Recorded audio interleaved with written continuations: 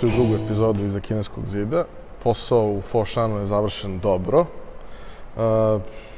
Teška utakmica, ne naročito prijatna, ne baš sjajna igra naših, ali šta reći kad i sa nesjajnom igrom pobediš takvog protivnika 15 razlike i kontrolišeš utakmicu cijelim tokom. Da, bilo je 23 u jednom momentu. Pa to ono što sam rekao, igraš dobro onoliko koliko ti protivnik dozvoli. Italijani nisu imali neki drugi recept osim toga da uđu u borbu, u pravu borbu, kako kažu košarkaši, kost u kost. Znači, muški, fajterski, jednostavno to su pokušali da pobede našu reprezentaciju. Imaju problem, mi imamo dobre centre, oni imaju dobre bekove, mi imamo dobre bekove, to je problem, imamo dobru spoljnu liniju kao i oni, bolju njihove. I onda jednostavno ja sam gledao prvo vreme i kasnije centri su dali veći broj poena. I to je ono što smo iskoristili za razliku od Italijana koji nažalost nemaju tako visoke i dobre igrače. Teška utakmica, nervozna utakmica. Jedan maestralan Jović u prvom poluvremenu, 3 od 43 poena. Bogdanović je predvodio ekipu od početka do kraja, 31 poen, ponovo je MVP utakmice, znači već druga nagrada. Bjelica imao svoje dobre minute, sjajne role u odbrani. Lučić, Simonović, Micić nekoliko puta. Opet imali smo fenomenalnog Jokića, koji je zaista igrao izuzetno dobro ponovo na svom nivou, koristio svaku situaciju kada se nađe 1-1 sa protivnikom. Bili su nervozni naši košarkaši, mislim bez potrebe da Duljica dobro postupio kada je ušao na samo 2 poena naše prednosti i onda su bilo na slobodna bacanja, on je smirivao ekipu, čak i kod onog malo nedostali incidenta i tu je uspio da smiri tim kada su njega bacili na pod. Tako da je određen dobar posao, nije lako dobiti bilo koju ekipu 3 puta za nekih 15 dana, 20 možda, kamoli Italijane. I posjeduju Bellinellija i Gallinarija koji su vrhunski igrači i ostali su tu za Gigi Datome, da, ali on je izašao iz povrede, nije to onaj pravi Gigi Datome, da se ne lažemo.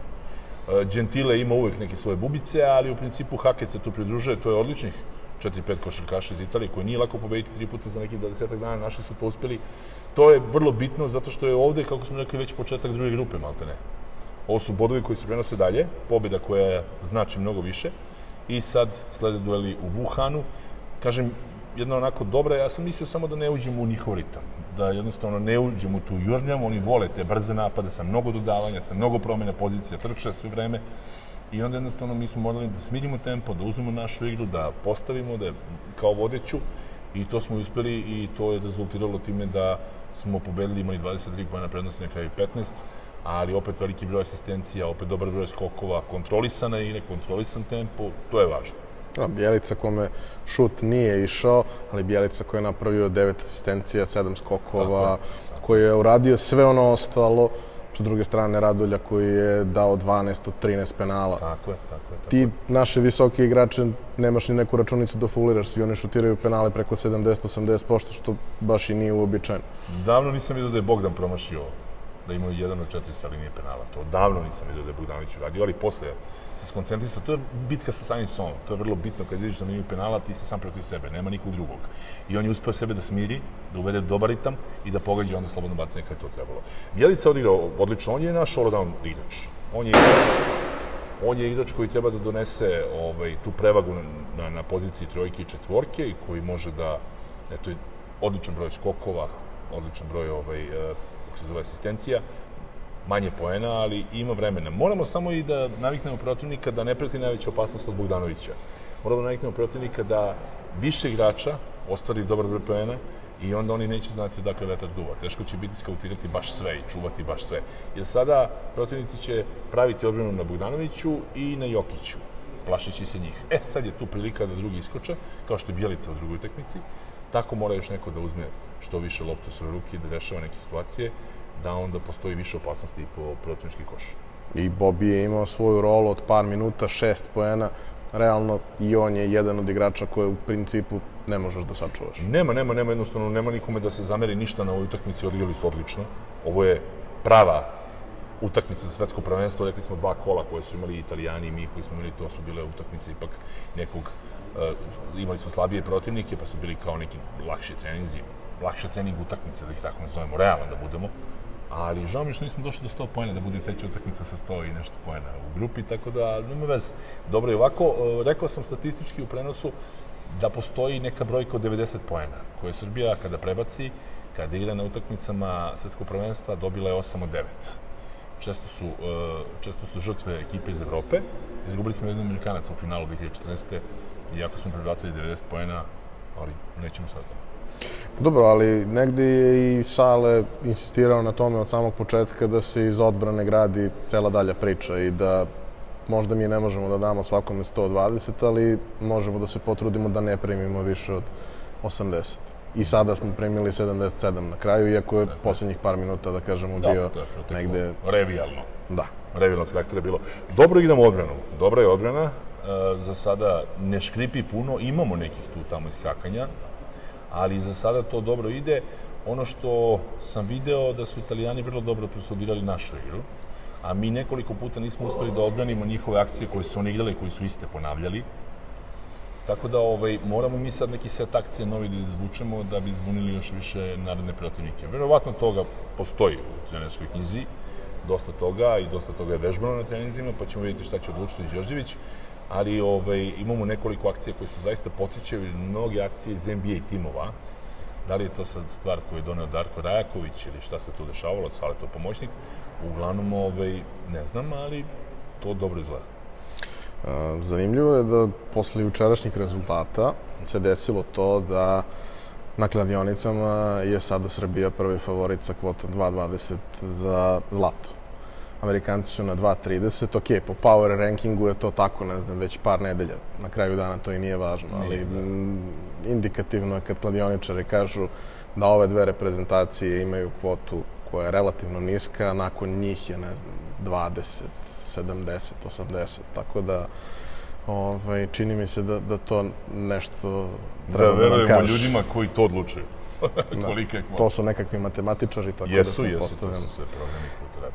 Sad, razlog zašto je došlo do tog sviča je činjenica da je van svih očekivanja juče Amerika igrala produžetak sa Turskom, a da je Grčka juče izgubila.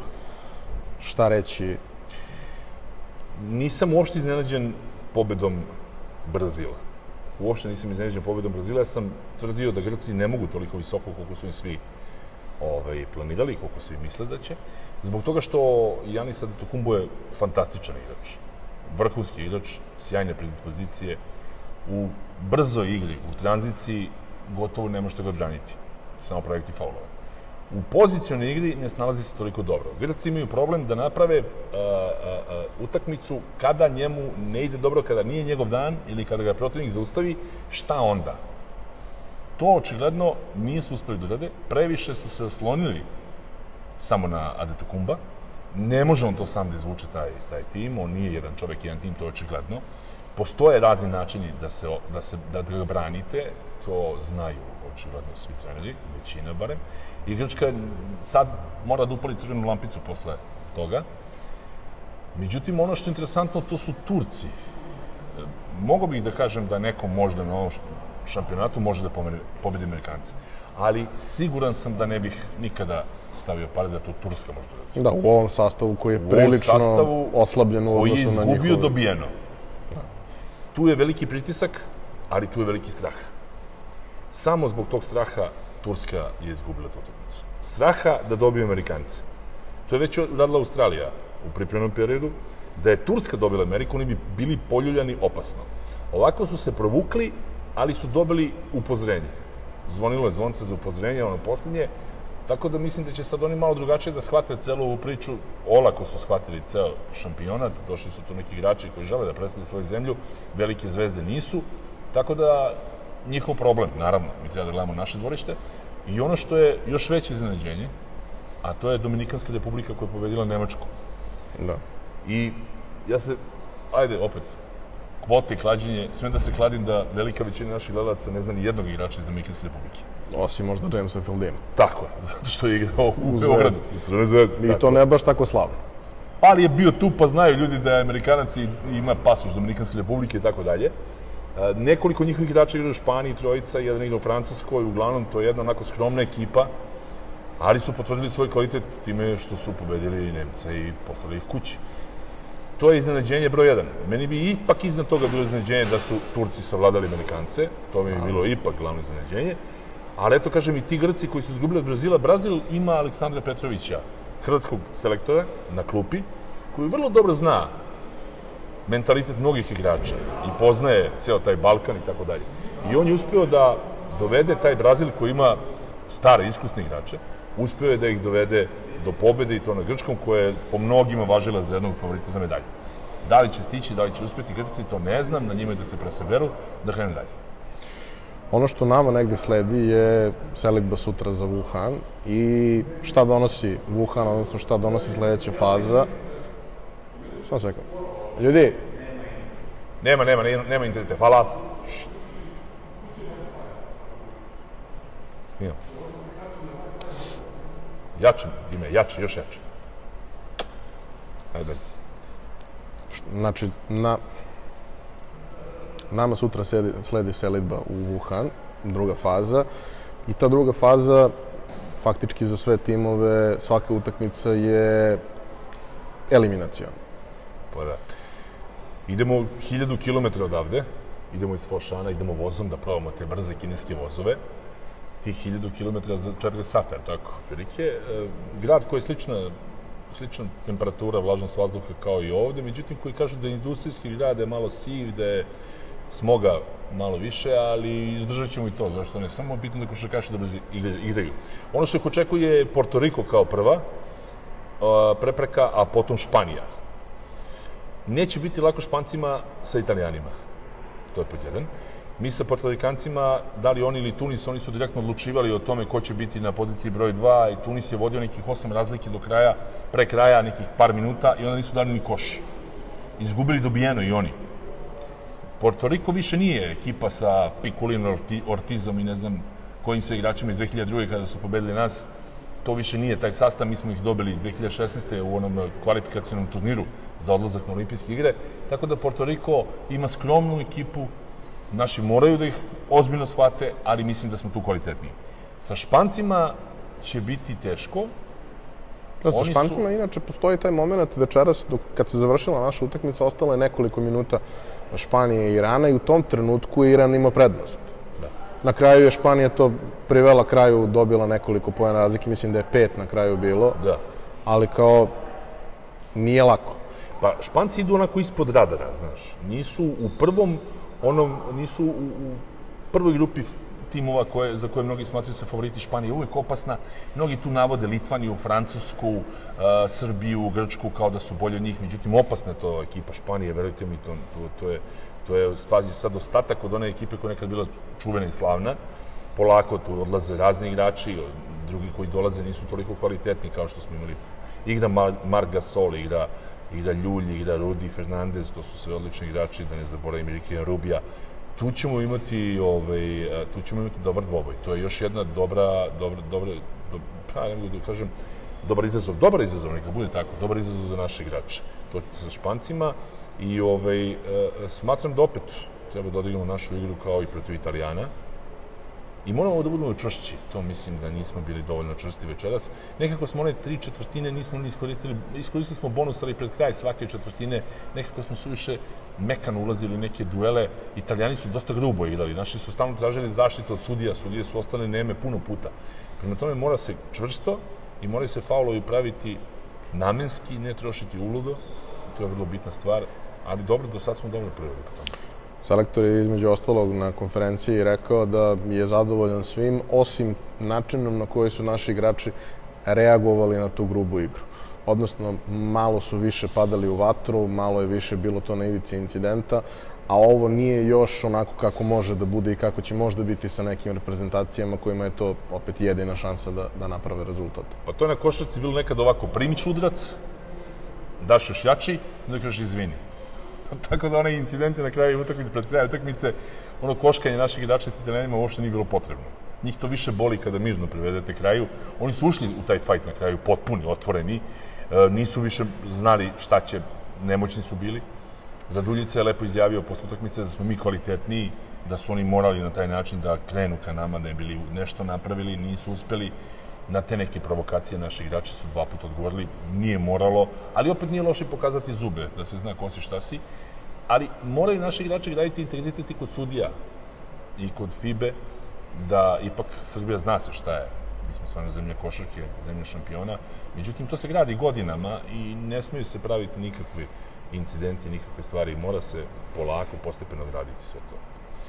Podrška navijača je bila sjajna. Sjajna. Svaka im čast. Svaka im čast. Ljudi ima od svud. Gledam po zastavama, to je zaista fenomenalno. Oduševila me grupa, ja ih zovem Brke. Ima njih 5-orica ili 7-orica. Svi imaju brkove, imaju šajkače i danas su izašli sa rančevima koji su okrenuti naopako, da idu na leđa, ali izdržani napred, gde su se na tim nekim ekranima smenjivale slike naših košarkaša. I onda u jednom momentu pisalo uzmi Sale svetsku titulu. Na tim njihovim monitorima, da kažem. To se čuje, da, stalno I čini mi se da se Aleksandar Đorđević, kad je počela naša publika, veći deo te naše publike da skandira, uzmi Sale svetsku titulu, on se prekrstio. Sad zašto, ne znam, da li zbog nekog poteza Italijana ili naših na terenu, ili zbog poteza sudija, ili zbog toga, ne moram baš sad sve da otkrijem.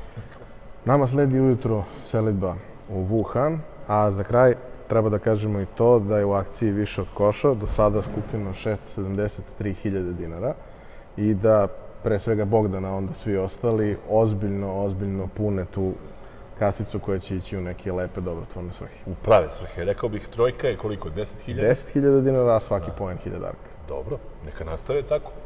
Novac ide u dobre svrhe, zaista. Vidimo se u drugoj fazi.